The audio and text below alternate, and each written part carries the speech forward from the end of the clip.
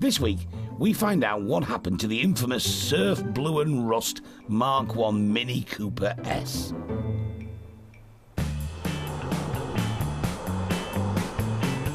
Three years ago, Derek found himself on his way to Stokesley, North Yorkshire. He'd been told that one of the rarest cars in the country had just been discovered. By crumbs, it is rotten, isn't it? Dear oh Lord, look at the state of that. You need a heart like a football to do anything with it. The car, or at least most of it, was dragged away. Derek was questioned. Derek, at which point did you think this might be a good idea? Oh, every point, I'll still believe it. But the interest grew. Correspondence from all over the globe. Emails from all over the place. To be truthful, we were sick and tired of unsheeting it all the time, constantly. Don't scratch it. Derek billed it as the find of the century. A totally original, matching numbers, 1965 Mini Cooper S. Most thought around 8 to 10 grand, tops. 18,000 at the back. 18,000, thank you very much. Yeah, well done, well done. The bidder with the heart of a lion was Peter Watchman.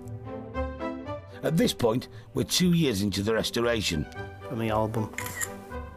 It's taken a lot of work by a skilled team to get this far. Engine out, subframes out.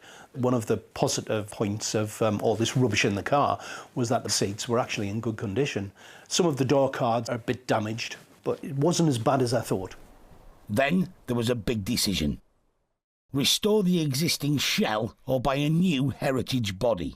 We realised that the shell wasn't as bad as we first thought, and we decided to repair the shell.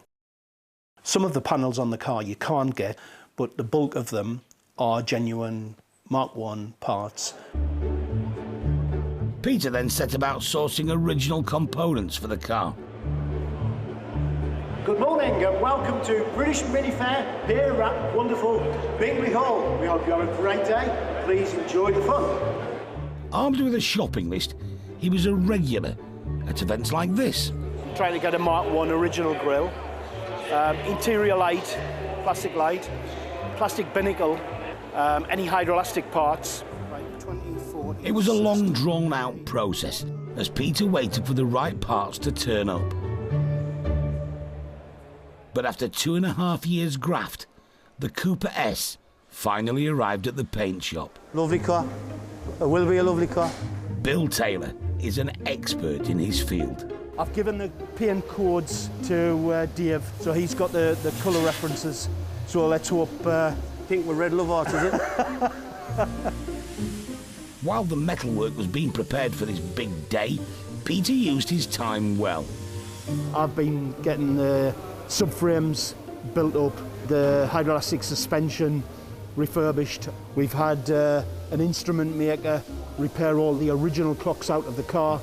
So once it comes back from paint, it's just a case of putting the car back together. Rarely has a Mini seen so much love. We'll be catching up with Peter and his dream restoration later.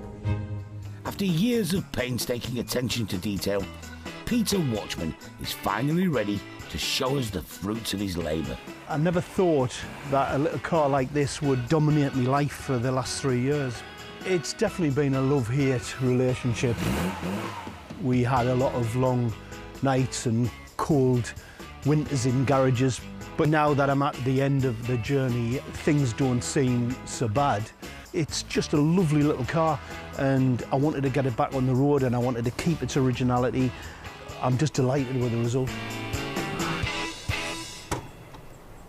The original Gold Seal engine is still in the car. We've had it rebuilt. Obviously, some of the serviceable parts have been replaced, but not many. It's difficult to imagine it's the same car. I know. But it is. Oh, it is, yeah, yeah. You know, the wipers are the original wipers.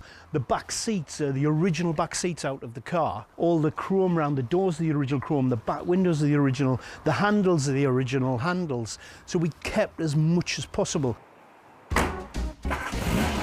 It sounds beautiful.